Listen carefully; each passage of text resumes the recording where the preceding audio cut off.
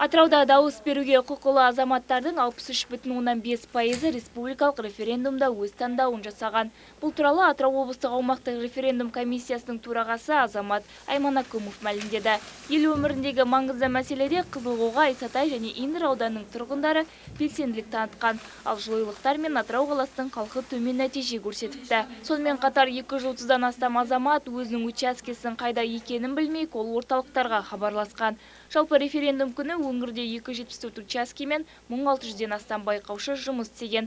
Азамат Айманакумовтың сөзінше, саяси науқан кезінде заң бұзушылық тіркелмеген.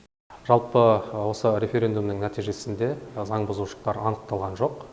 Бір шағым түсті. Бұл шағым, яғни есептен шығару куәлігінің неге электрондық нұсқасын алуға болмайды деген бағытта болды. Біз оған заң бойынша жауап бердік. Сонымен бірге өздеріңіз білесіздер, Атырау облысы вақталық әдіспен жұмыс жасайтын өңірлердің бірі.